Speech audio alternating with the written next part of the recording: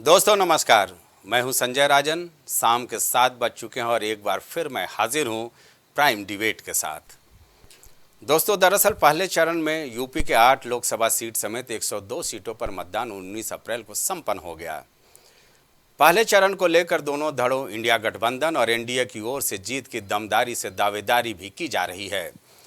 हालांकि वजह चाहे जो रही हो, लेकिन 2019 की तुलना में पहले चरण में 7 से 9% तक औसतन कम मतदान हुए। दोस्तों पहले चरण के प्रत्याशियों की किस्मत बेशक ईवीएम में बंद हो गई हो, लेकिन अभी कई और चरणों को लेकर सियासी घमासान का दौर जारी है। दूसरे चरण में 13 राज्यों की 79 लोकसभा सीटों पर 26 अप्रैल को मतदान होना है, यानी दूसरे चरण को लेकर 24 अप्रैल तक का ही समय है प्रचार के लिए। इस दूसरे चरण में वैसे तो सबसे ज़्यादा सीट यानी 20 सीटों पर केरल में चुनाव होना है। उसके बाद कर्नाटक की 14, राजस्थान की 13, महाराष्ट्र और उत्तर प्रदेश की 8 सीटों समेत आसाम और बिहार के 5 सीटों पर मतदान होना है। दोस्तों दूसरे चरण में ही छत्तीसगढ़, पश्चिम बंगाल के 3 सीटों पर मतदान संपन्न होना है। अब बात की जाए उत्तर प्रदेश की सीटों की, तो गाजियाबाद, गौतम बुद्ध नगर, मेरठ, बागपत, अमरोहा, मथुरा, अलीगढ़ और बुलंदशहर की सीटों पर दूसरे चरण में मतदान होना है। हकीकत यह है कि पहले चरण के प्रचार प्रसार में इंडिया गठबंधन का रुख एनडीए की तुलना में थोड़ा लचर रहा, लेकिन अब दूसरे चरण को लेकर थोड़ा रुख तेज नजर आने लगा है। इंडिया गठबंधन ने रांची के मन से एक बार फिर हुंकार भरने की कोशिश की। मुद्दों को लेकर ट्रेंड सेट करने में माहिर प्रधानमंत्री नरेंद्र मोदी हर एक मन से लगातार सुर्खियां बटोर रहे हैं। मुख्यमंत्री योगी आदित्यनाथ और बीजेपी के चाणक्य कहे जाने वाले अमित शाह मंच से लगातार विरोधियों पर हमलावर नजर आ रहे हैं। दोस्तों हालांकि मुद्दा एक के बाद एक लगातार बदल रहा है। वोटों के ध्रुवीकरण को लेकर दिए जा रहे बयान से इतर विरोधी दल अभी भी गरीबी, बेरोजगारी जैसे मुद्दों को लेकर ही सत्ता पक्ष को घेरते नजर आ रहा है। मुकाबला दिलचस्प है। आज हम दूसरे चरण का रण किसमें कितना है दम मुद्दे पर अगले 1 घंटे तक चर्चा करने जा रहे हैं। हर दिन की तरह एक बेहतरीन पैनल हमारे साथ होगा। चर्चा पर हम चलें उससे पहले सुन लेते हैं सियासी दलों की क्या है हुंकार। सपा जैसी पार्टियों ने हमेशा तुष्टीकरण की राजनीति की और मुसलमानों के राजनीतिक, सामाजिक, आर्थिक उत्थान के लिए कभी कुछ नहीं किया। और जब मैं पसमानदा मुसलमानों की मुसीबत की चर्चा करता हूं तो इनके बाल खड़े हो जाते हैं, क्योंकि ये ऊपर के लोगों ने मलाई खाई है और ये पसमानदा मुसलमानों को भी उसी हालत में जीने के लिए इन लोगों ने मजबूर कर दिया है। साथियों इसी क्षेत्र में 3 तलाक से पीड़ित कितनी ही बेटियों का जीवन तबाह हो गया था। और सिर्फ बेटियों का नहीं, और 3 तलाक के कारण मुसीबत में आई उस बेटी, उसके पिता, भाई, परिवार सब परेशान हो जाते थे। अब मोदी ने 3 तलाक के खिलाफ कानून बनाकर उनका जीवन भी सुरक्षित किया है। आपका दायित्व बनता है, आपका दायित्व बनता है। अगर आप विरासत का सम्मान करते हैं तो जिन लोगों ने राम और कृष्ण पर प्रश्न खड़े किए थे, आज उनको वोट के लिए तरसा दीजिए। एक भी वोट नहीं मिलेगा उनको। जिन्होंने विकास की योजनाओं के लिए आपको तरसाया था, जिन्होंने गंगा जल के लिए आपको तरसाया था, उनको वोट के लिए तरसा दीजिए। कह दीजिए भाई नहीं, जब आपको मौका मिला तब तो आपने कुछ किया नहीं। जब मौका मिला, ये माफिया और अपराधी को अपने गले का हार बना करके प्रदेश के व्यापारी और बेटी की सुरक्षा में सेंध लगा रहे थे ये लोग। कांग्रेस और सपा और बसपा, देख रहे हैं सभी लोग माफिया की कब्र में जाकर के फतिया पढ़ रहे हैं। इनको बोलो, इनको बोल दीजिए ये चुनाव से अच्छा वक्त नहीं। इनको बोलो कि जाओ, वोट तो कमल निशान को जाएगा। तुम लोगों को 5 साल की छुट्टी दे रहे हैं, फतिया पढ़ो खूब। जो लोग कहते थे विश्व गुरु बना देंगे, आज वो 80 करोड़ लोगों को राशन देने के लिए मजबूर हैं। वो जानते हैं कि अगर 80 करोड़ लोगों को राशन नहीं दिया तो कहीं ऐसा ना हो पड़ोसी देश की तरह कि जनता अपने आप घरों से निकल करके और सत्ता पे काबिज हो जाए। देखिए, देश का दुर्भाग्य है कि आज प्रधानमंत्री जी मंच से खड़े होकर तुष्टीकरण का भाषण दे रहे हैं, सांप्रदायिकता फैला रहे हैं। मुझे लगता है कि अगर पूर्व प्रधानमंत्री श्री मनमोहन सिंह जी को याद किया जाएगा तो उनकी आर्थिक सुधारों की नीतियों के लिए याद किया जाएगा। देश से लेकर विदेश तक उनकी आर्थिक नीति और उन्होंने जिस तरह से जीडीपी बढ़ाई थी इस देश की, जिस तरह से उस समय हमारी आर्थिक अर्थव्यवस्था को पहिए पर लाए थे, उससे देश की दशा और दिशा दोनों ही बदल दी थी। आज प्रधानमंत्री जी 10 साल के कार्यकाल के बाद भी अपने किए गए कार्यों पर वोट नहीं मांग रहे, अच्छे दिनों पर वोट नहीं मांग रहे, नोटबंदी पर वोट नहीं मांग रहे, जीएसटी पर वोट नहीं मांग रहे। वो वोट नहीं मांग रहे जिन गांवों को उन्होंने गोद लिया था। वो वोट नहीं मांग रहे हैं कि इस देश में किस तरह से महिला अपराध बढ़ता चला जा रहा है और वो चुप बैठे हो।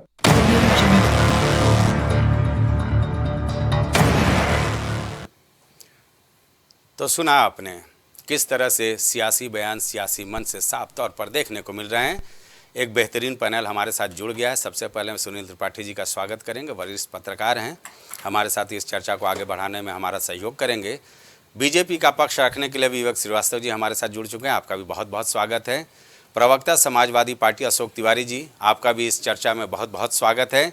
तमजीद अहमद साहब, आपका भी बहुत बहुत स्वागत है। आप कांग्रेस का पक्ष रखने के लिए हमारे साथ इस चर्चा में मौजूद हैं। और मयंक त्रिवेदी जी, राष्ट्रीय लोकदल का पक्ष रखने के लिए हमारे साथ इस चर्चा में हमारे साथ जुड़े हुए हैं। सबसे पहले हम विवेक जी, भाई पहले चरण का मतदान हो गया संपन्नता से, सब लोगों ने दावा किया कि हमें बेहतर जीत हासिल हो रही है 102 सीटों पर। दूसरे चरण का रण सबके सामने है। एक सवाल सबसे पहले हम लेना चाहेंगे। एक विवाद चल रहा है जिसमें वेल्थ के रीडिस्ट्रीब्यूशन को लेकर प्रधानमंत्री नरेंद्र मोदी ने एक बयान दिया है, जिसमें कहा है कि हिंदू बहु बेटियों का मंगलसूत्र तक वो बिकवा देंगे। दूसरा, जब अलीगढ़ में प्रधानमंत्री नरेंद्र मोदी आते हैं तो पासमानदा मुसलमान, जो मुसलमानों में 70 से 80% उनकी आबादी आती है, उनको ये जताने की कोशिश करते हैं कि उनकी सरकार उनके साथ हैं। 3 तलाक को लेकर के महिलाओं को अपने साथ लाने की कोशिश करते हैं। यहाँ तक कि जो हज पर जाने वाला कोटा है उसको बढ़ाने का दावा करते हैं।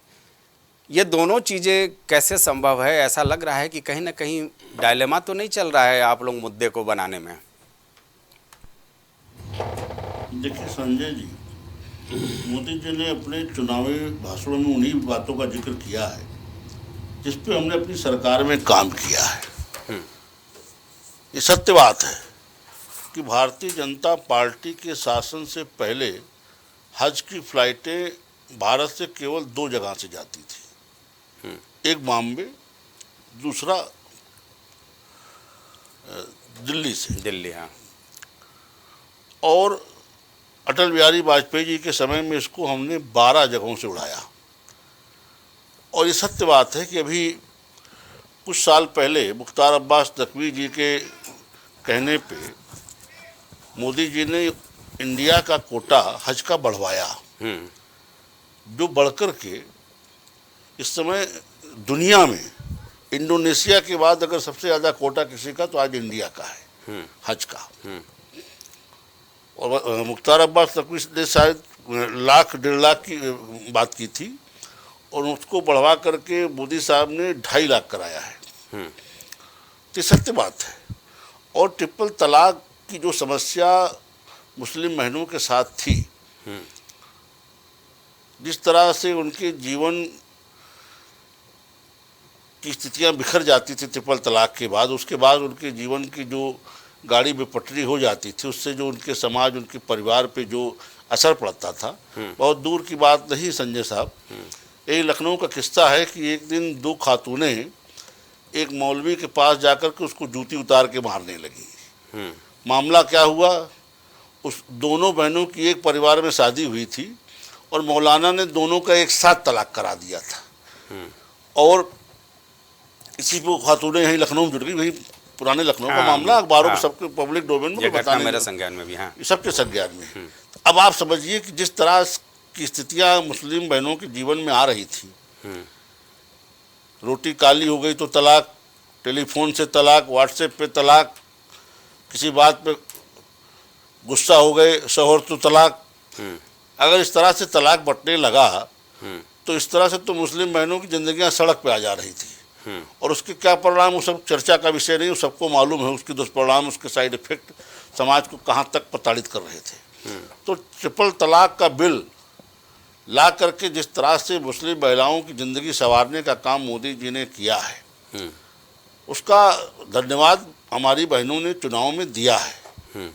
लोग लाख कहें कि साहब मुसलमान भाजपा को वोट नहीं देता, लेकिन मुस्लिम महिलाओं ने घर की दहलीज लांग करके भाजपा को वोट दिया है, हम उनके शुक्रगुजार हैं। अब रही बात पसमानदा की, तो इस समाज के जो लोग अपने आप को खैरख्वाह या कह लीजिए लीडर बनते हैं, उन्होंने अपने उस पिछड़े समाज के लिए कभी चिंता नहीं की जो पिछले कितने सालों से अपने अधिकारों की बात कर रहा है।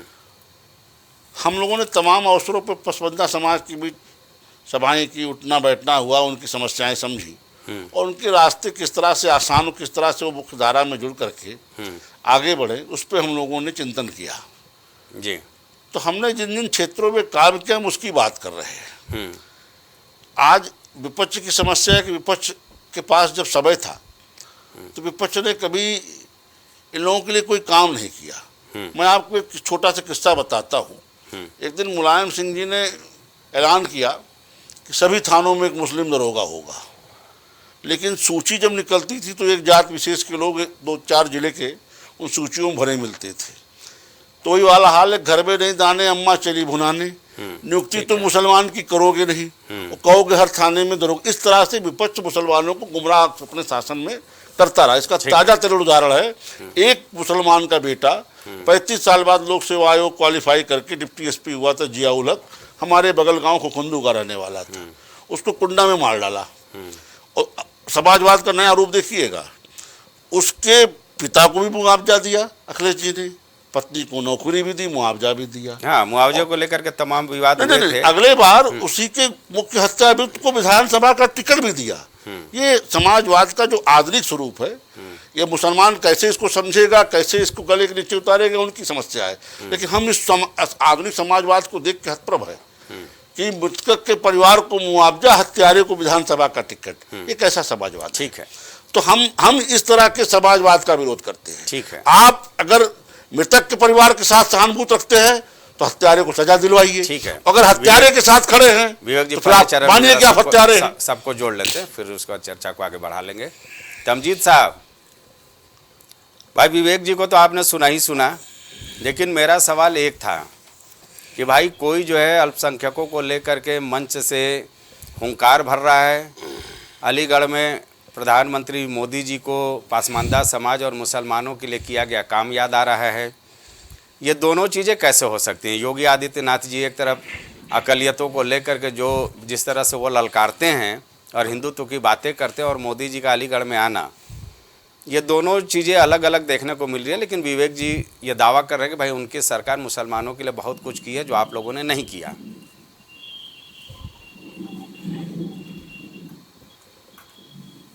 संजय जी, कल से और आज तक अगर आप देख रहे होंगे तो प्रधानमंत्री मोदी जी और पूरी भाजपा का जो स्टैंड था वो 360 डिग्री बदल गया। कल जो मोदी जी का बयान था आपने सुना होगा राजस्थान में, और जो आज अलीगढ़ में बयान था, बल्कि अभी श्रीवास्तव जी भारतीय जनता पार्टी के जो प्रवक्ता बैठे हुए हैं, कल प्रधानमंत्री जी ने मंच से मुसलमानों को लेकर क्या क्या आरोप नहीं लगाया, माइनॉरिटीज को लेकर क्या क्या आरोप नहीं लगाया, यहाँ तक कि सारी गलत बयानी हो गई कि सब कुछ दे देंगे, सब पता दे देंगे, सब पत्ती जब्त करके दे देंगे, क्या दे देंगे क्या नहीं दे देंगे। और मोदी निराधार किसी का बयान उठा के, पूर्व प्रधानमंत्री मनमोहन सिंह जी का निराधार बयान, प्रधानमंत्री मनमोहन सिंह जी ने ऐसा कभी कोई बयान नहीं दिया था, उस बयान को तोड़ा मरोड़ा और उसके बाद उसको जनता के सामने पेश करने की कोशिश की। और उसके बाद जब जनता ने उसको बैकफायर कर गया इनको, मैं तो मीडिया के साथियों को भी धन्यवाद अदा करना चाहता हूँ, आपको भी धन्यवाद अदा करना चाहता हूँ। जिस तरीके से कल से लेके आज तक उस बयान की इतनी निंदा इस देश के अंदर हुई है, जितनी भर्त्सना इस देश के अंदर हुई है, मैं नहीं समझता किसी प्रधानमंत्री के किसी बयान की इतनी निंदा देश ने एक सुर में की होगी। सबने किया, मीडिया ने किया, पॉलिटिकल पार्टीज ने किया, आम आदमी ने किया, महिलाओं ने किया, बेरोजगारों ने किया, युवाओं ने किया, सबने एक सुर में उस बयान की निंदा कर दी। जब उस बयान की निंदा कर दी तो आप समझिए भारतीय जनता पार्टी का स्टैंड आज एकदम से बदल गया, अचानक से बदल गया। आज अशोक जी थोड़ा सा आपकी आवाज आ रही है, गुजारिश है कि आप थोड़ा सा अपनी आवाज म्यूट कर दीजिए। शुक्रिया अशोक जी। आप देखिए तो कल के स्टैंड और आज के स्टैंड में 360 डिग्री का परिवर्तन आ गया। मैं तो सुन के बहुत ताज्जुब कर रहा था जिस तरह से श्रीवास्तव जी आज मुस्लिमों को लेकर, माइनॉरिटीज को लेकर इतनी अच्छी अच्छी बातें कर रहे थे। और मैं इस चीज का स्वागत भी करता हूँ, होना भी चाहिए भाई, ये देश सब धर्म का बना हुआ है। लेकिन कल प्रधानमंत्री जी का कुछ बयान आया और आज भारतीय जनता पार्टी का एकदम चेहरा बदल गया कि माइनॉरिटीज के लिए हमने ये किया, माइनॉरिटीज के लिए हम ये करना चाहते हैं, वो करना चाहते हैं, ऐसा करना चाहते हैं, हज में कोटा बढ़ा दिया। मतलब कुल मिला के भारतीय जनता पार्टी का ये प्रेम जो नजर आ रहा है, सब लोग आश्चर्यचकित है कि अचानक से हुआ क्या। तो इस देश के एक आदमी बधाई का पात्र है कि प्रधानमंत्री मोदी जी के जो बांटने की एक जो उन्होंने रणनीति अपनाई थी उसको पूरी तरीके से खारिज कर दिया इस देश के अंदर। तो मैं पूरे देश के लोगों को बधाई देना चाहूंगा, मीडिया के साथियों को बधाई देना चाहूंगा कि एक बार फिर से भारतीय जनता पार्टी कुल मिला के हम सब लोग इनको मुद्दों की तरफ फिर खींच के ले आए हैं। अब इनसे सवाल यही पूछा जाना चाहिए, भाई 2 करोड़ का आपने रोजगार का वादा किया था, उसका क्या किया? 15-15 लाख रुपए देने का वादा किया था, उसका क्या किया? ये बताइए किसानों की आय दुगनी करने का वादा किया था, उसका क्या किया? MSP पे वादा किया था, उसका क्या किया? आपने महिलाओं को कहा था कि बहुत हुई महंगाई की बार, अब की बार मोदी सरकार, उस महंगाई का क्या हुआ? इतनी समस्याएं इन्होंने इस देश के अंदर पैदा कर दी है संजय कि उसका जवाब किसी तरीके से न दे पाए, उससे बच जाए। इसी तरीके से दुनिया भर का प्रोपेगेंडा कर रहे हैं, कभी ये बयान दे रहे हैं, कभी वो बयान दे रहे हैं, कभी मुस्लिमों को उल्टा सीधा बोल रहे हैं, कभी दलितों को उल्टा सीधा बोल रहे हैं, कभी कहते हैं संविधान की हत्या कर देंगे, कभी कहते हैं लोकतंत्र की हत्या कर देंगे, कभी कुछ कहते हैं, कभी कुछ कहते हैं। अब लोग पता है क्या कहने लगे संजय जी? एक बेहद मशहूर फिल्म का डायलॉग था, भाई कहना क्या चाहते हो? वो फिल्म मैं नाम नहीं लेना चाह रहा हूँ, लेकिन एक टीचर अपने स्टूडेंट से कहता है कि भाई कहना क्या चाहते हो? तो कुल मिला के अब इस देश की जनता इनको समझ ही नहीं पा रही है। कभी इस डाल से यहाँ कूदने लगते हैं, कभी उस डाल से वहां कूदने लगते हैं। तो लोग अब समझ नहीं रहे कहना क्या चाह रहे हैं। पूरी तरीके से पहले फेज के चुनाव के बाद भारतीय जनता पार्टी पूरी तरीके से डिरेल हो चुकी है। इनको खुद समझ में नहीं आ रहा है कैसी रणनीति अपनाए, क्या झूठ बोले कि जनता किसी भी तरीके से तो हमें सुन ले। लेकिन इस बार देश की जनता सुनने वाली नहीं है। देश की जनता समझ चुकी है जिस तरीके से अग्निवीर योजना ला के देश को धोखा दिया इन्होंने, देश के युवाओं को धोखा दिया। 70 साल के प्रधानमंत्री तीसरा कार्यकाल मांग रहे हैं। 20 सेकंड बाद खत्म कर रहे हैं। 70 साल के प्रधानमंत्री तीसरा कार्यकाल मांग रहे हैं और देश का युवा 22 साल की उम्र में रिटायर होकर घर आ जाएगा। ये न्याय है देश के युवाओं के साथ? देश का युवा जब जाता है नौकरी मांगने के लिए उसको लाठियों से पीटा जाएगा। देश की महिलाएं, देश की खिलाड़ी जब जाती जंतर मंतर पे जाके प्रदर्शन करती है कि हमको न्याय चाहिए, उनको बूटों से रौंदा जाएगा। देश के किसान जब दिल्ली के अंदर प्रदर्शन करने जाते हैं अपनी मांगों के लिए, तो उनको उनके रास्ते में कीट ठोक दिया जाएगा। ये देश बर्दाश्त करेगा। और सबसे बड़ी बात संजय जी, बस बात खत्म कर रहा हूँ, देश की जनता ये बर्दाश्त नहीं कर सकती जिस तरीके से भारतीय जनता पार्टी के नेताओं ने लगातार कहा कि हमको आप बहुमत दीजिए, 400 सीट पार कराइए, हम इस लोकतंत्र की हत्या करना चाह रहे हैं, इस संविधान की हत्या करना चाह रहे हैं, बाबा साहब अम्बेडकर के संविधान को खत्म करना चाहते हैं। ये देश बर्दाश्त नहीं कर सकता है कि बाबा साहब अम्बेडकर के संविधान को ठीक है। अब आपके सहयोगी अशोक, भारतीय जनता पार्टी के नेताओं को, भारतीय जनता पार्टी पहले चरण में जरा अशोक जी को भी जोड़ लेते हैं, तमजीद जी फिर आते हैं। भारतीय जनता पार्टी की 2024 में साफ होने जा रहे हैं। ठीक है अशोक जी। भाई नए नए सियासी मुद्दे मंच से नजर आ रहे हैं। बोला जा रहा है कि हिंदू बहु बेटियों का जो क्या बोलते हैं मंगलसूत्र तक बिक जाएगा और माइनॉरिटीज को वो बांटा जाएगा। अलीगढ़ में मोदी जी आते हैं तो पासमानदा मुसलमान से लेकर के तमाम लोगों के लिए किए गए कामों को गिनाते हैं। ये 2 अलग अलग चेहरे देखने को मिल रहे हैं मंच से। इस पर आपकी प्रतिक्रिया? देखिए, ये बिल्कुल वाजिब बात है कि हताशा है मोदी जी में। पहले चरण का चुनाव हुआ जिसमें भाजपा बुरी तरह से हार रही है और भाजपा को जनता खदेड़ रही है। इसकी हताशा में इतना नीचे गिर जाएंगे मोदी जी, ये उम्मीद देश को नहीं थी। कि हताशा है उनको, निराशा है उन्हें, और वो आज हताहत है, परेशान है, चुनाव हार रहे हैं, चुनाव में विदाई हो रही है। लेकिन इस कदर बयान देंगे ये किसी को विश्वास नहीं था। उन्होंने साफ साफ समाज को बांटने की बात कह दी, कितनी बड़ी बात कह दी। मनमोहन सिंह का बयान देख लीजिए। मनमोहन सिंह जी ने एक सामान्य बयान दिया था कि SC, ST, OBC, minority etcetera को भी जो है इसमें हक है। सामान्य सी बात कही थी, बहुत हल्के में बात कही थी। सभी को, पिछड़ों को, गरीबों को जोड़ा था उन्होंने। गरीबों में उन्होंने अल्पसंख्यक शब्द भी बोल दिया था जिसमें वो स्वयं आते थे, सिख समाज से आते थे। इसको इस कदर प्रोपोगेट किया मोदी जी ने, ये उम्मीद नहीं थी। पहले उनके छुटभैये नेता ऐसा बोला करते थे, लेकिन मोदी जी स्वयं कमान संभाल लेंगे, स्वयं आ जाएंगे, ऐसी भाषा का प्रयोग करेंगे, अमर्यादित भाषा का प्रयोग करेंगे, ये जनता को उम्मीद नहीं थी। इस पर चुनाव आयोग को संज्ञान लेना चाहिए, क्योंकि कांग्रेस ने शिकायत की है करने की बात कर रही है। जी जी, चुनाव आयोग में कांग्रेस ने शिकायत की है। हाँ शिकायत की, उसको संज्ञान स्वतः लेना चाहिए। चुनाव आयोग किस लिए है? इस तरह की बात करेंगे, देश को बांटने की बात करेंगे, देश में भावनाएं भड़काने की बात करेंगे और प्रधानमंत्री करेंगे, ऐसी उम्मीद नहीं थी। लेकिन अब वो जा रहे हैं ना, अब उनकी विदाई हो रही है, मरता क्या ना करता, ऐसी भाषा भी उतर रहे हैं। जो सवाल इस बात का है कि आप संजय जी, आपसे पूछता हूं मैं, आप एक बहुत ही बड़े एंकर हैं, बहुत बड़े पत्रकार हैं, आपसे पूछता हूं मैं, उन्होंने किस तरह से कहा कि जो है ज्यादा बच्चे पैदा करने वाले, इतनी अमर्यादित भाषा उन्होंने कहा, ज्यादा बच्चा पैदा करने वाले, इतनी अमर्यादित भाषा का प्रयोग किया। घुसपैठिया कहा उन्होंने, किसको कहा उन्होंने? क्या हर कोई घुसपैठिया है, हर कोई ज्यादा बच्चा पैदा करने वाला है? इस तरह के अपशब्दों का प्रयोग किया है, इसके लिए देश से माफी मांगनी चाहिए उनको। ये देश सेकुलर है, सभी का देश है, सभी धर्मों का देश है, सभी जातियों का देश है। हमारी भारतीय संस्कृति आज सबको समावेशी संस्कृति है।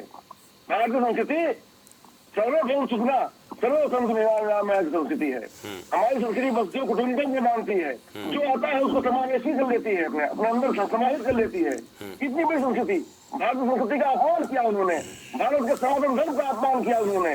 आज उन्होंने ऐसा कार्य किया है जिसकी माफी नहीं है। आज इस तरह की बात करनी चाहिए उनको जो है ऐसी बात, ऐसी गरिमापूर्ण पोस्ट पर है, कितने बड़े पद पर है।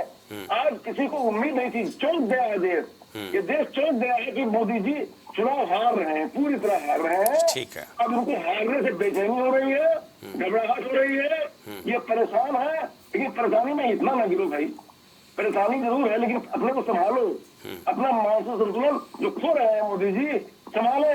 मैं ईश्वर से प्रार्थना करता हूँ उनको सद्बुद्धि आए। जी ठीक है, पहले चरण में मयंक त्रिवेदी जी को ले लें, फिर सुनील जी के पास चलेंगे। मयंक जी, भाई दो तरह की बातें देखने को मिल रही हैं। वक्त के हिसाब से आप लोग रवैया बदल रहे हैं। आप मने एनडीए, चूँकि आप एनडीए के पार्ट हैं, अब मुद्दों की इतनी भरमार नज़र आ रही है, जिन्ना से होते हुए ना जाने कौन कौन से मुद्दे सियासी मंच पर सुनने को मिल रहे हैं। भाई वजह क्या है इसकी?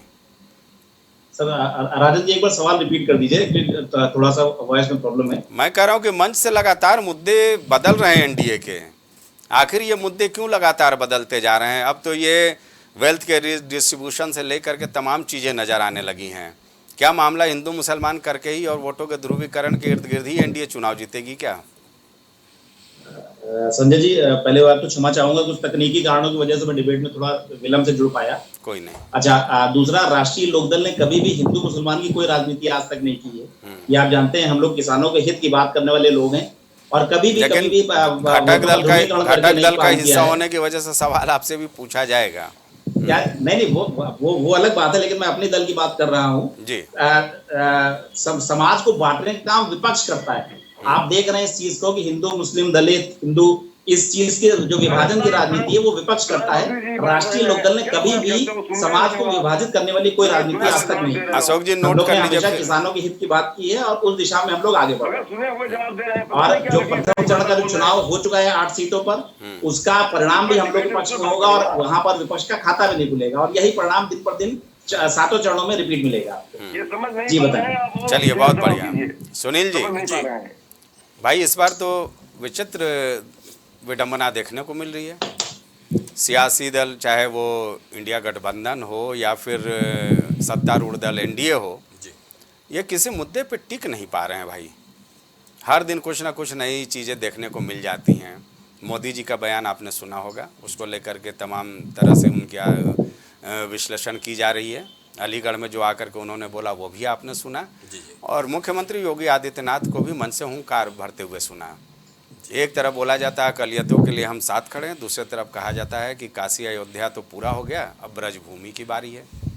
भाई इस तरह के मुद्दों से तो हमें यही लगता है कि मुस्लिम हिंदू वोटों के ध्रुवीकरण की बात चलने लगी। अब संजय जी, जब से देश आज़ाद हुआ है उसके बाद से आप गौर कीजिए, ये राजनीतिक दल इतनी खाई हिंदू और मुसलमान के बीच में पैदा कर दिए, इसके लिए सारे दल जिम्मेदार मैं मानता हूँ, भारतीय जनता पार्टी, कांग्रेस और इसकी नहीं। और बिल्कुल सही। जिस समय देश की आज़ादी के लिए हमारे देशभक्त निकले थे, वो हिंदू मुसलमान नहीं थे, वो भारत माँ के एक लाल थे। लेकिन 47 का दंश मैंने तो देखा नहीं, लेकिन इतिहास के पन्नों में देखा है कि किसकी देन है, भाजपा की देन है कि समाजवादी पार्टी देन की कांग्रेस की देन है। जो हिंदू मुसलमान एक साथ इस देश के लिए अपने रक्त को बहाया, 47 दंश में इस देश से 2 टुकड़े होने पड़े और एक पाकिस्तान बना, एक हिंदुस्तान बना। लाखों वही भाई जो एक कंधे से कंधा लगा चल रहे थे, एक दूसरे जान के प्यासे हो गए। किसके कार्यकाल में हुए, किसकी सत्ता में हुए? अभी कहूंगा तो हमारे तारिक तमजीद भाई को बुरा लगेगा, कांग्रेस ने इस देश के 2 हिस्से कर दिए। उन भाइयों को अलग कर दिया जो एक साथ बंदूकें उठाई थी देश की आजादी के लिए। और आज आप बात कर रहे हैं कि समाज बांटा जा रहा है। मैं भारतीय जनता पार्टी की पक्षधर नहीं हूं। अभी मैं एक चैनल में आप साथ और बैठ के आया हूं। मैं फिर कहना चाह रहा हूं कि भारतीय जनता पार्टी के कार्यकाल में हमारे 53 मुस्लिम भाइयों के बच्चे ब्यूरोक्रेट्स बने हैं, IAS बने, IPS बने। मैं उन बच्चों को आपकी राष्ट्रीय चैनल से फिर एक बार बधाई देता हूं और धन्यवाद देता हूं कि ऐसे देश में हमारे बच्चे उत्पन्न हो जो अब्दुल कलाम बने और देश का नाम रोशन करे। मैं नहीं चाहता हूं कि हाफिज सईद बने, और मैं नहीं, ये मेरे कोई मुस्लिम भाई नहीं चाहते। तमजीद भाई बैठे हैं, पूछिए कि दिल से क्या ये चाहते मेरा बच्चा अब्दुल कलाम ना बने, आतंकवादी बने? कोई नहीं चाहता है। तो मैं भारतीय जनता पार्टी को कैसे दोषी मान लूं? आप किसी मुद्दे में देख लीजिए, आपको राशन से लेकर के जो सुविधाएं हिंदुओं को मिल रही हैं उस सबको मिल रही हैं। ये नहीं कि मुसलमान भाइयों के अलग हो, हिंदू भाइयों के अलग हो, जैसे पूर्व में कई बार होता भी रहा है। अब आप खाद्यान्न बात करें, 80 करोड़ लोगों को राशन दे रहे हैं। खाद्यान्न घोटाला आज भी एक CBI के हाथ में पड़ा हुआ है और सांप की तरह निकल के आता है। कुछ अधिकारी जेल जा रहे हैं, कुछ नेता जेल जाने की स्थिति में है। आज खाद्यान्न की चर्चा करें, अगर खाद्यान्न न होता संजय जी, कितने लोग भूखे मरते थे। मैं तो इस जिले से बिलोंग करता हूं, सीतापुर से। मेरा आधा जिला 20 साल पहले एक टाइम भोजन करता था, क्योंकि इतनी नदियों के क्षेत्र, वहां राशन दिक्कत थी। आज राशन आदमी पा रहा है, सुकून जिंदगी तो जी रहा, कम से कम उसे राशन तो मिल रहा है। और एक बात और भी, जो 80 करोड़ मोदी जी कह रहे हैं, मैं उस बात का खंडन करता हूं। 80 करोड़ लोग नहीं हैं, ये हमारे तंत्र की भ्रष्टता है, भ्रष्टाचार की पराकाष्ठा है कि उसमें से 50 करोड़ लोग ऐसे हैं जो पात्र हैं, 30 करोड़ लोग अपात्र हैं। हमारे आप जैसे लोग बैठे राशन ले रहे हैं, देश साथ धोखा कर रहे हैं। उनसे वसूली की जानी चाहिए। और जो प्रधानमंत्री जी का 80 करोड़ कहां है आप पास? आप इस बात पे गौर करें। और जो अपात्र लोग राशन ले रहे हैं, उनकी जांच होनी चाहिए। वो हमारे गरीब भाइयों का हक मार रहे हैं। तीसरी बात, मंगलसूत्र जो है बांटे जाएंगे, छीन के बांट दे देंगे, मोदी जी ने कहा। मैं बड़ा निवेदन साथ कह रहा हूं, इस बात जब कोई भाजपा नेता कहता है संजय जी, तो मुझे बेहद पीड़ा होती है। आज हमारी बहन बेटियों को मंगलसूत्र खरीदने की हैसियत नहीं रह गई है। इतने मेरे प्रवक्ता बैठे, बता दिए तिवारी जी कि सोना किस रेट पर पहुंच गया है, 70,000 में। आप मंगलसूत्र चर्चा करते हैं। मैं बड़ा निवेदन साथ प्रधानमंत्री से कहना चाह रहा हूं कि हमारी बहन बेटियों के लिए पायलें और मंगलसूत्र ख्वाब बन गए। आप देश में आने वाले मेहमानों को सोने थाली में खाना खिला रहे हैं, अच्छी बात है, लेकिन उन बहन बेटियों जिनकी मंगलसूत्र की आप चर्चा कर रहे हैं, बड़ा निवेदन साथ में कहना चाह रहा हूं कि उन बहन बेटियों मंगलसूत्र कैसे उसका पति ला रहा है, एक बार इस पर भी गहन चिंतन कीजिए। क्योंकि चुनाव है, आप ऐसी बात बोलते हैं, आपकी एक आवाज पर इस देश ने ताली और थाली बजाई है, तो उन बहन बेटियों मंगलसूत्र और पैर के लिए भी सोच लीजिए कि कैसे पहनेंगी। समाज में एक दुराव लाने की तरह से देखा जा रहा है इस बयान को। सुन लीजिए, निश्चित तौर पर देखिए, जब चुनाव समय आता है तो केन प्रकार, मैं तो मानता हूं संजय जी, इस देश की जनता से अगर प्यार होता तो आज गरीबी और भ्रष्टाचार इस देश में न होता। जब चुनाव आता है तो चाहे हम लोग हों, मीडिया हो, मैं सब तंत्रों कह रहा हूं, मीडिया हो चाहे राजनीतिक हो, सब दिखाई पड़ते हैं। उसके बाद चुनाव खत्म हो आता है, फिर आदमी एक पक्ष में आता है। ये मुद्दे कहाँ चले जाते हैं पता ही नहीं कहाँ चले जाते हैं। और किसानों की आप चर्चा कर रहे हैं, किसानों के लिए मैं भारतीय जनता पार्टी को और समाजवादी पार्टी को दिल से धन्यवाद देता हूं कि जो स्वर्गीय मुलायम सिंह जी ने किया है ऐतिहासिक कार्य, वो किसी ने नहीं किया होगा जी। सिंचाई माफ किया, लगान माफ किया, किसानों के लिए नेताजी ने बहुत कुछ कार्य किया। 1 रुपए में इलाज, 1 रुपए में इलाज कराया नेताजी ने। जो 5 रुपए पर्चा था कल्याण सिंह जी का, उसको 1 रुपए पर्चा कराया। लोहिया विज्ञान संस्थान, तमाम चीजें हुई थी, बहुत बेहतरीन बात है। और इन कार्यों की हम प्रशंसा भी करते हैं। और चैनल बैठे हुए थे, राशि चैनल पे, उन्होंने कहा कि मैं भाजपा पक्षधर नहीं हूँ, जो सत्य है पत्रकार वही कहेगा। अब देश के प्रधानमंत्री नरेंद्र मोदी जी हैं, तो मैं नहीं कहूंगा कि अखिलेश जी प्रधानमंत्री हैं या राहुल जी प्रधानमंत्री हैं। मुझे कहना मेरी मजबूरी होगी कि मोदी जी प्रधानमंत्री हैं। तो जो भी कार्य किया गया संजय जी, समाजवादी पार्टी के नेता ने, क्योंकि मुलायम सिंह जी जमीन से उत्पन्न हुए थे, जमीन मतलब एक छोटे कार्यकर्ता से बड़ी पार्टी खड़ी की थी, उन्हें अनुभव था, उस पीड़ा का भी अनुभव था जो एक किसान को होता है। हम आप एसी बैठे बंगले में बैठे हैं और आज किसान आप देखाइए इस लूक में खोपड़ी उसकी अंगोछा भी नहीं है, गेहूं काट रहा बैठा। और कुछ राजनीतिक मैंने फोटो देखी नेताओं की जो भी गेहूं काट रहे हैं। अरे भाई किसान हेमा मालिनी तक पहुंच गई। हाँ, भाई अरे एसी में रहने वाले लोग उसकी अवहेलना मत करो। जिस अन्नदाता को आप कहते हो भगवान का दूसरा स्वरूप है, अगर वो धूप में अपनी देही तपाता तो हम एसी बैठ रोटियां खाते। ठीक है, ठीक है सुनील जी, वैसे हम लोग कोशिश करेंगे कि प्राइम टीवी पे चुनाव के बाद भी ऐसे मुद्दे जनहित के उठते रहें और निश्चित तौर पर उठाने की कोशिश होगी। मैं आपको धन्यवाद दे रहा हूं कि आप ही के चैनल ने आज सरकार को मजबूर कर दिया किसानों के लिए कि आज 2 योजनाएं जो उनकी थी, एक डीबीटी योजना थी कि किसानों को सब्सिडी मिलती थी सामान खरीदने के बाद, प्राइम टीवी और इंडिया आवाज चैनल ने इस मुद्दे को गहनता से उठाया। आज सब्सिडी काट करके सामान खरीदेंगे किसान। ठीक है, कृषि एक सेकंड, कृषि यंत्रों में था कि सांसद विधायक पाते थे, आपके चैनल के सहयोग है कि आज लाठी सिस्टम लागू किया हुई आदित्यनाथ जी ने। ठीक है विवेक जी, जी भाई मुद्दों की कमी है क्या? गरीबी, बेरोजगारी, महंगाई, तमाम ऐसे मुद्दे हैं, फिर क्यों ये वोटों के ध्रुवीकरण की ओर आखिरकार स्टेयरिंग जो है वो घूम जाता है सियासी दलों का? आप कुछ बोलेंगे, मुद्दा विपक्षियों को मिलेगा, विपक्षी कुछ बोलेंगे, तो ये वोटों का ध्रुवीकरण और खास करके फिर समाज में एक दुराव की स्थिति बनती है भाई। इससे देश का बहुत बड़ा नुकसान होता है। देखिए संजय जी, जो लोग मोहब्बत की दुकान खोले थे जी, उनकी मोहब्बत की दुकान पे नफरत के सामान इकट्ठा हो गए। इमरान मसूद उसकी जीती जागती तस्वीर है। क्या बोले हैं, क्या कब क्या बोले सबको मालूम, उसकी चर्चा करने कोई औचित्य नहीं है। अब तो जय श्री राम भी बोल रहे थे। तो ये जो काल नेमी रूपधारी लोग टहल रहे हैं, इनसे समाज को सावधान करना हमारा नैतिक दायित्व है, क्योंकि इनके मुंह में श्री राम आ तो रहा है, लेकिन ये वही लोग हैं जिन्होंने रामलला के अस्तित्व पर विपक्ष चिन्ह उठाया। मुकदमे को लटकाने की भी कोशिश की गई, अटकाने की कोशिश की गई, और जितने रोड़े अटका सकते थे सब अटकाए गए। लेकिन सत्य इन सारे रोड़ों को, दीवालों को चीर के बाहर आया। सत्य यह है कि आज वहाँ पे रामलला का भव्य मंदिर निर्माण हो गया, प्राण प्रतिष्ठा भी हो गई। जी, जो लोग हम पर हंसते थे कि रामलला हम आएंगे, तारीख नहीं बताएंगे, तारीख भी बता दी, प्राण प्रतिष्ठा भी हो गई, लोग पूजा भी कर रहे हैं, लोग देश क्या विदेश से लोग आ रहे हैं, जा रहे हैं। तो हमने जिस एजेंडे के साथ जनता ने हमको भेजा था, हमने उस पर काम किया, चाहे वो 370 हो। जिस समय हमने देश की बागडोर संभाली थी, सैनिकों के पास बुलेट प्रूफ जैकेट नहीं थी। अभी हमारे एक मित्र ने कहा कि आप 70 साल में तीसरा कार्यकाल मांग रहे हैं और युवा को 4 साल में आप बाहर कर दे रहे हैं। जवाहरलाल नेहरू जी की क्या उम्र थी, नरसिम्हा राव जी की क्या उम्र थी?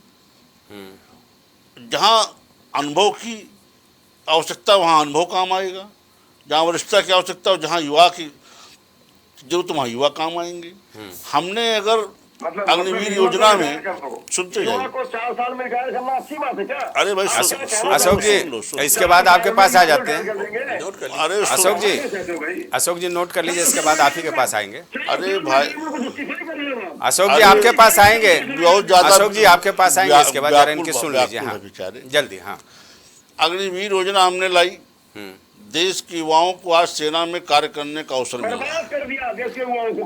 आप कहते रहिए, आप कहते रहिए, हमने जो किया जनता, अरे भाई सुन तो लो मेरे, अरे ये कहानी गढ़ते रहो, ये मंसूबे पाले रहो, जा कहाँ रहा, कौन आ रहा है, सब 4 तारीख को मित्र मालूम हो जाएगा। अरे भाई ये देखिए मर्यादा लांग रहे। अशोक जी इनको आप मर्यादा, अशोक जी एक मिनट, विवेक जी बोल नहीं पाएंगे। नहीं ठीक है, नहीं वो नहीं, चर्चा फिर डिरेल हो जाता है। हाँ, विवेक जी का सुन लीजिए, नोट कर लीजिए, फिर आपसे पास आ। हमने अग्निवीर योजना लाई, देश के नौजवानों को सेना में कार्य करने का अवसर मिल रहा। 4 साल बाद उसका अच्छा परफॉर्मेंस रहा है। अरे तो डूब के मर जाओ ना शर्म से, तुमको कौन रोक रहा है? अशोक जी, कहाँ डूब के मरोगे बताओ ना, कब मरोगे डूब के शर्म से? शर्म दिखाएं क्या होती है? मुसलमानों का वोट लेते हो, 60 बच्चे मुसलमानों के समाजवादी सरकार में मर गए सैफई के, किस मुंह से मुसलमानों को वोट मांगते हो? शर्म आती नहीं आती है?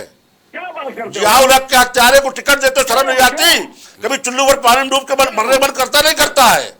किस बात से शर्मिंदा नहीं होते हो? ये मेरे चर्चा 60 बच्चे मुसलमानों की तुम्हारी सरकार में मर गए, तुम्हारी पनाहगाह में मर गए, तुमको शर्म नहीं आई थी? चुल्लू पर पानी डूब के मरने पर क्या तकलीफ होता तुम्हारा? विवेक जी अपनी बात भाषा सुनना चाह रहे थे, अपनी बात रखो, अपनी बात रखो, बार अपनी बात धैर्यता के साथ अपनी बात रखिए। हमारे चर्चा भाषा जवाब दे रहा हूं, अशोक बार नहीं ठीक है विवेक जी बोलिए। भाषा सुनना चाहते अशोक जी, समाजवादी अशोक जी अभी आपके पास जवाब देना मुझे आता है। ठीक है आप अपनी बात रखिए। हाँ, हमने देश के युवाओं को 4 साल सेना में सेवा का अवसर दिया, जिनको नौकरी करनी है, जो आपत्ति होगी अशोक जी बोल लीजिएगा, जिनको सेवा करनी इसके बाद बोल लीजिएगा, वो शामिल हो रहे हैं। तीसरा बैच दीक्षा ले रहा है, छाती इनकी फट रही है, क्यों फट रही है मैं बता रहा हूँ, उसका जवाब दे रहा हूँ। सुनो जवाब दे रहा हूँ, सुनो भाई। अशोक जी 1 मिनट नोट कर लीजिए ना, इसके बाद आपके पास चले आएंगे महाराज। 1 मिनट नोट कर लीजिए, इनकी बात सुन लीजिए, आप अपनी बात रख लीजिएगा। ये चुप कराने और इनमें समय जाता है। हाँ चलिए संजय जी, 4 साल सेना में सेवा देने के बाद जिनकी परफॉर्मेंस अच्छी रहेगी वो आगे पद पे बढ़ा दी जाएगी।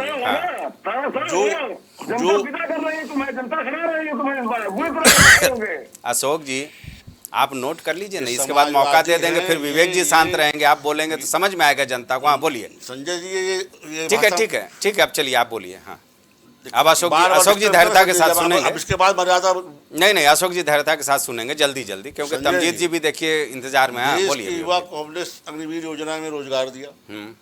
देश में जो सेना में जाता है वो कोई नौकरी नहीं है। जिस आप सेना का विज्ञापन में पढ़ते होंगे तो उसमें सेना कहती है अगर आप में वो जोश और जुनून है देश के लिए काम करने का जज्बा तो आप सेना में आइए। वो कोई जीविकोपार्जन का साधन नहीं है सेना की नौकरी, जिसके में हौसला होगा, जिसके में जज्बा होगा वो जाता है। ठीक, आप जैसे लोग नहीं जा सकते। अब आइए 4 साल सेना में नौकरी करने के बाद अगर उसकी परफॉर्मेंस अच्छी तो आगे उच्च पदों पे जाएगा, कमतर है अर्धसैनिक बलों में जाएगा, उससे कमतर है प्रदेश के बलों में जाएगा, और कमतर है तो अपना कोई रोजगार कुछ भी कर सकता है। इतना तो दावा कि 4 साल सेना में नौकरी करने के बाद उसके दिल में देशभक्ति का जज्बा होगा, एक परफेक्ट आदमी होगा, समाज को एक दशा दिशा देने की उसकी स्थिति होगी। वो उसको फिर आप कि गुंडे उसकी हत्या नहीं कर पाएंगे दंगों में, उस दंगे को, उस अराजकता को थामने की उसकी हैसियत होगी। एक परफेक्ट मैन हम देश को देने जा रहे हैं। तीसरा बैच अग्निवीर का निकलने जा रहा है। छाती आपकी फट रही है, जिसको नौकरी करनी उसे दिक्कत नहीं, हम देश को दिशा दे रहे हैं, आपको समझ में नहीं आ रहा। आप फटे, सुनिए, फटे, सुनो भाई, अरे सुनो, आपकी बोलने की आदत है, सुनो। फटेगी। आप जिस देखिए, जो देश आप चाहते थे, हम देश के युवा को परफेक्ट शक्तिशाली बना रहे हैं। आपकी फटती है छाती, फटे, आपकी फट रही है। ठीक है आपकी फट रही है। तमजीद साहब, आपको खुद शर्म नहीं आती? आप किस मुंह से मुसलमानों का वोट मांगते हो, किस मुंह से अन्य यादवों का वोट मांगने जाते हो, माई की राजनीति करते हो, पिछड़ों की बात करते हो। काहे पिछड़ों की बात करते हो भाई? राजू पाल की हत्या तुम्हारे शासन में हुई। राजू पाल पिछड़े वर्ग से थे, गडरिया समाज के विधायक थे, तुम्हारे लोगों ने उसकी हत्या की। क्यों शर्मिंदा है तुम होते उस बात पे? क्यों उर्दू बोले? ठीक है क्या मुद्दे हैं? मुद्दे नहीं है। पिछड़ों की हत्या तुम्हारे शासन में, अल्पसंख्यकों की हत्या तुम्हारे शासन में, तुम्हें शर्म नहीं आती? दलित की बेटी की इज्जत तुम लूटो, तुम्हें शर्म नहीं आती? किसके सके हो भाई? समाजवादी पार्टी के गुंडे ये बताएं किसके सके हैं? पिछड़ों के तुम हो नहीं, दलितों के हो नहीं, अल्पसंख्यकों के हो नहीं, किसके सके हो? केवल लूटने खसोटने का संगठन तुम्हारा है, डकैतों का। ठीक है, लूटोगे लुटवाओगे। विवेक जी और अशोक जी, तुमने बक्सा बताओ, दलित की बेटी की इज्जत लूटने की कोशिश तुमने यही गेस्ट हाउस कांड में की। ठीक है, ठीक क्या बात है, करोगे? इन आरोप प्रत्यारोप पर अलग से चर्चा कर लेंगे। एक मुस्लिम विधायक तुम्हारे विधायक ने जूते से मारा इसके। ठीक है, पब्लिक डोमेन में फोटो सबकी है। क्या बात करोगे तुम मुसलमानों के? इन मुद्दों से जनता पे असर नहीं जाएगा, इन मुद्दों से जनता पे असर नहीं जाएगा भाई, अभी चुनावी माहौल है। जिस भाषा में बात करो उस भाषा में जवाब मेरे को दे। ठीक है विवेक जी, अब चलिए तमजीद जी के पास चल लेते हैं। तमजीद जी, आवाज आ रही है? हाँ जी, आवाज आ रही है संजय जी। देखिए भाई, इस तरह के आरोप प्रत्यारोप तो तमाम सियासी दलों के सत्ता में रहते और गैर सत्ता के बाद लगते ही रहते हैं। हम और सुनील जी इस चीज़ों के माहिर रहे हैं कि आरोप प्रत्यारोप वो सब मैं चर्चा में लाना भी नहीं चाहता हूँ ना अपने अनुभवों को। मैं तो ये जानना चाहता हूँ कि भाई क्यों मुद्दे ऐसे हो जाते हैं कि आखिरकार आते आते राम रहीम पर मामला फंस जाता है। तमजीद जी। नहीं, राम रहीम से मामला नहीं फंस रहा है, यही तो भाजपा की दिक्कत है। आप समझ लीजिए, आप इतनी देर से श्रीवास्तव जी की बात सुन रहे होंगे, लेकिन कोई नरेटिव सेट नहीं कर पा रहे हैं कि उनको बोलना क्या है। कभी वो अग्निवीर पे गलत बयानी करने लगते हैं, कभी वो माइनॉरिटीज पे बात करने लगते हैं, कभी मुस्लिम महिलाएं पे बात करने लगते हैं। मतलब कोई नरेटिव इनका सेट नहीं हो पा रहा है। कोशिश तो इन्होंने की कि मामले को राम रहीम पे टिका दिया जाए, लेकिन मैंने आपको जैसे अपने शुरू के ही इंट्रोडक्शन स्पीच में ही मैंने बोल दिया था कि देश की जनता ने, देश की मीडिया क्रांति जी के जो बयान को खारिज किया, उससे पूरी तरीके से बैकफुट है। जी, तमजीद जी की लगता है तकनीकी कारणों से आवाज़ नहीं पहुंच पा रही हम तक। सुनील जी, भाई सवाल तो हर बार हम लोग यही उठाते हैं जी, आप भी प्रखर होकर के ये सवाल उठाते हैं कि तमाम ऐसे मुद्दे हैं जो जन सरोकार से जुड़े हुए हैं। आखिर क्या सियासत में सिर्फ सत्ता हासिल करना ही मकसद होता है? उसके लिए चाहे जो भी मुद्दे आप बना लो।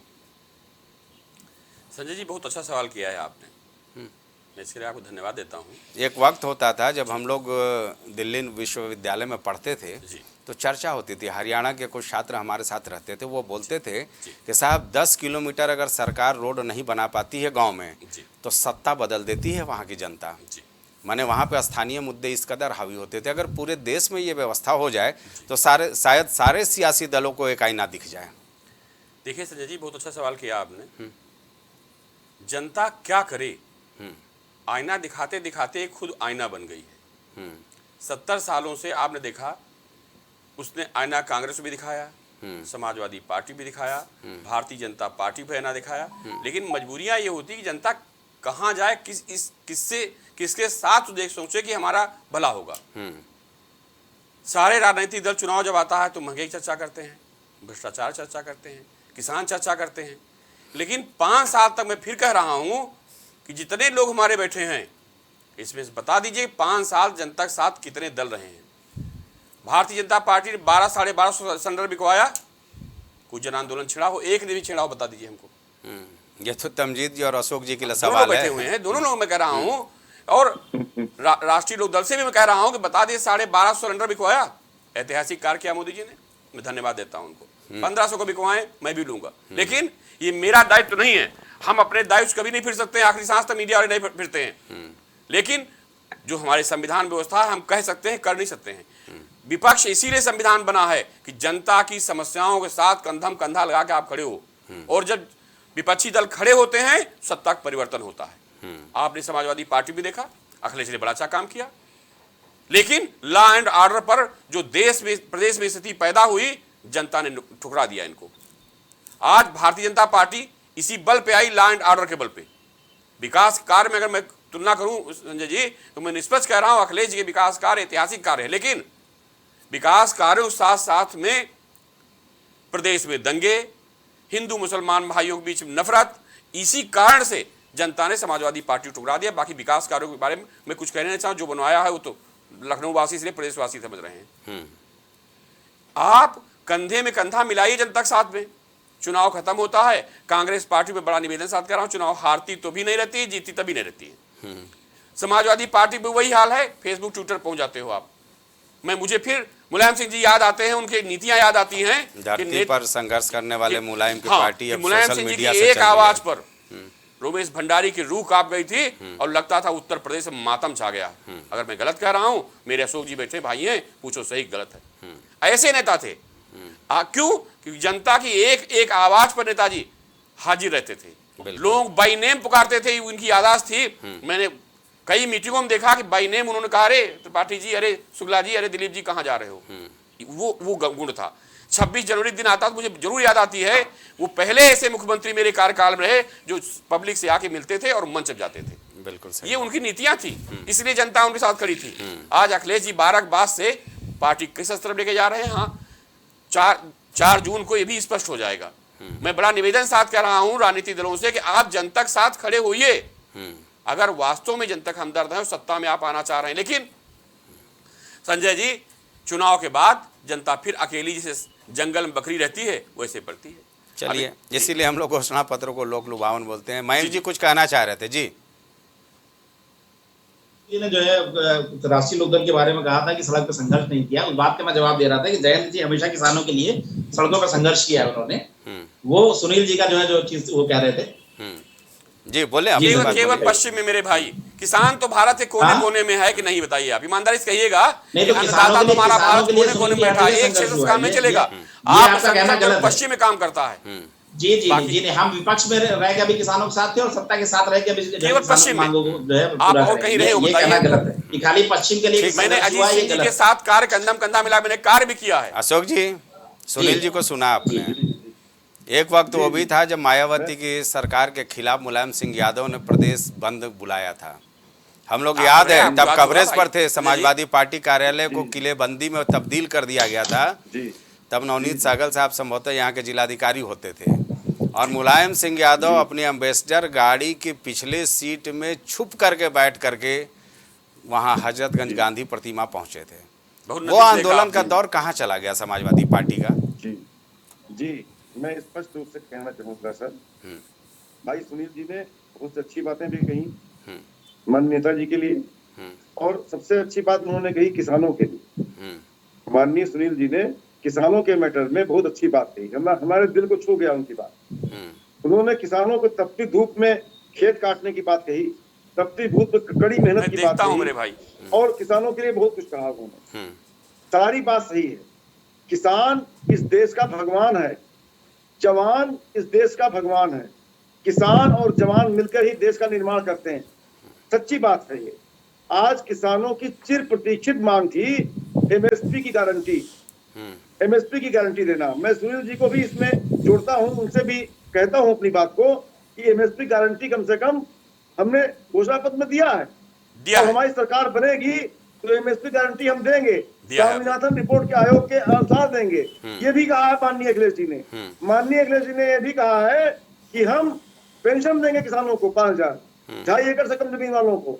ये भी कहा है कि सिंचाई मुक्त कर देंगे हम। और सबसे बड़ी बात जो कही है माननीय अखिलेश जी ने, वो कही है कि सरकार बनते ही हम किसानों का कर्जा माफ कर देंगे। सवाल इस बात का है, आज किसानों के लिए हमने अपना पटारा खोल दिया है। नौजवानों की बात करते हैं, संजय जी, आपको ये घोषणा पत्र है, सबका अलग अलग घोषणा पत्र है, सबकी अलग अलग घोषणाएं हैं। ये समझिए, कांग्रेस कुछ और कह रही है, अलग अलग बज रहा है। इसलिए तो मैं कह रहा हूँ ना कि भाई जनता के दरबार में सब जा रहे हैं। हाँ ठीक है। हाँ विवेक, अशोक जी कुछ विवेक जी सवाल करना चाहते हैं, इनका भी जवाब दे दीजिए। हाँ विवेक जी बोलिए। इसको भी सम्मिलित कर लीजिए। अशोक जी, 20 सेकंड दे दीजिए हमको। अशोक जी, विवेक जी का सवाल भी सम्मिलित करके आप आराम से बोल दीजिए। हाँ विवेक जी जल्दी सवाल कर लीजिए। गठबंधन में सबका अलग अलग घोषणा पत्र, सबकी डपली, सबका राग। कोई 1 करोड़ नौकरी दे रहा है। अरे भारत सरकार के पास 1 करोड़ नौकरी है क्या? कहाँ से दे दोगे? कोई 30 लाख नौकरी दे रहा है। जरा रेलवे को उठा के देख लो कि रेलवे के पास कुल कितनी नौकरियां। अरे कांग्रेस ने पूरी कार्य योजना जारी कर दी है भाई विवेक जी। कांग्रेस ने पूरी कार्य योजना जारी की है, कैलेंडर जारी किया। ठीक है, हाँ आप दे दीजिए, जवाब दे दीजिए। सवाल आ गया जी, सवाल आ गया, मैं जवाब दे रहा हूँ। जी जी, सवाल आ गया इनका, अब मैं जवाब दे रहा हूँ। जी जी, सवाल इस बात का, नौकरियों की बात करते हो, नियत नहीं है नौकरी देने की। क्यों हवाई वादा किया था 2 करोड़ नौकरी देने का? 2 करोड़ रोजगार का वादा किया था, 41 करोड़ लोगों को मुद्रा योजना में रोजगार दिया, सृजन किया गया। आपको नहीं रोजगार नौकरी का फर्क मालूम है तो सदन में फिर जाके प्रधानमंत्री का वक्तव्य पढ़ लीजिए। प्रधानमंत्री ने सदन में कह दिया विपक्ष को नौकरी और रोजगार का अंतर समझ के आना चाहिए। पता नहीं किस विद्यालय से पढ़ के आए हो आप, नौकरी और रोजगार का अंतर आपको नहीं मालूम है। आज पढ़े भाई, प्रोफेसर वाले काले से पढ़े थे क्या यादव वाले में जी कि नौकरी रोजगार का अंतर नहीं मालूम है। भाई अशोक जी, आपके लिए सवाल है विवेक जी का कि रोजी रोजगार में फर्क होता है। नौकरी और रोजगार में नौकरी और रोजगार का फर्क अगर इन्हें नहीं मालूम है तो किस विद्यालय से पढ़ के आए? अरे रोजगार और नौकरी फर्क मालूम है, अच्छी तरह मालूम है। नौकरियां आज पढ़ के आए थे अखिलेश यादव जी वाले में मैसूर से डोनेशन से दाखिला होता है। सरकारी नौकरियां खा गए आप डोनेशन देके पढ़े थे क्या? जनता देने जा रही है, जनता क्या दे रही है सबको मालूम है। बताइए इंडिकेटर बंधन का। ठीक है, समय कम है। सुनील जी, एक आखिरी कमेंट आपसे चाहेंगे क्योंकि यहाँ पे पत्रकार की भूमिका बहुत निष्पक्षता वाली हो जाती है। भाई हम जहाँ से चलते हैं आरोप प्रत्यारोप वही हो जाता है, लेकिन मामला फिर वही राम रहीम, हिंदू मुसलमान, कौन किसको रोजगार देगा। अग्निवीर में लोग शामिल हो रहे हैं, युवा उसमें प्रतिभाग भी कर रहे हैं, लेकिन सवाल विपक्षी दल उठाते हैं। इन मुद्दों का क्या जनता के ऊपर कोई असर पड़ता है? देखिए संजय जी, मेरी तरफ से इसका कोई असर नहीं पड़ता है। जो रोजगार पा रहा है, आज संविदा पर लोग नौकरी के लिए मारे मारे घूम रहे हैं 10,000 15,000 नौकरी के लिए। मैं इस अग्निवीर को अपनी तरफ से तो श्रेष्ठ मानता हूँ कि कम से कम हमारे देश के नौजवान स्वस्थ रहेंगे, उनके हृदय में एक राष्ट्र प्रेम की भावना रहेगी और कभी संकट कोई आ गया तो एक फौजी की तरह अपनी भी रक्षा करेंगे और हमारी भी रक्षा करेंगे।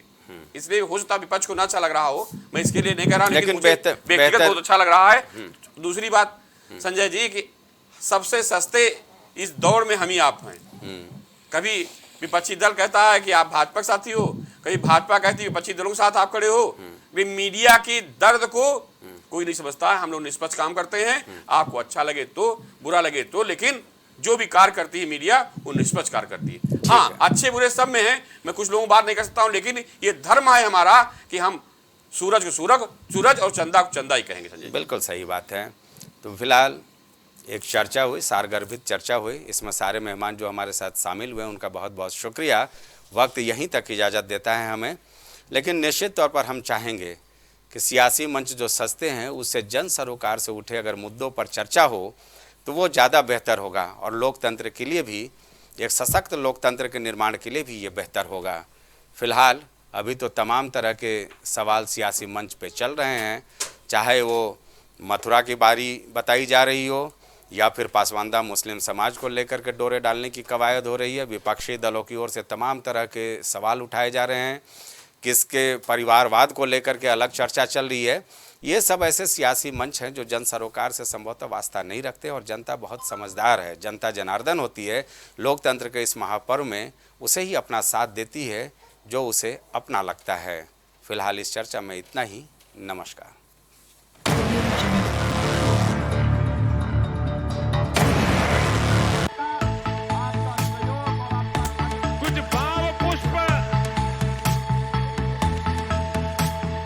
आप देख रहे हैं प्राइम टीवी, सच साहस सरोकार।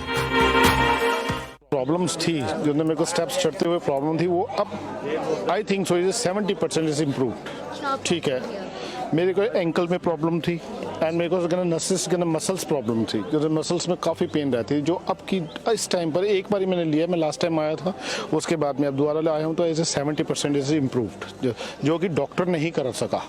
मैंने हाँ, मतलब मैं गंगा राम के हॉस्पिटल के डॉक्टर से तकरीबन 2 साल तक ये ट्रीटमेंट करा था कि उनको समझ ही नहीं आया ये प्रॉब्लम क्या है। दैट इज अब बेटर है।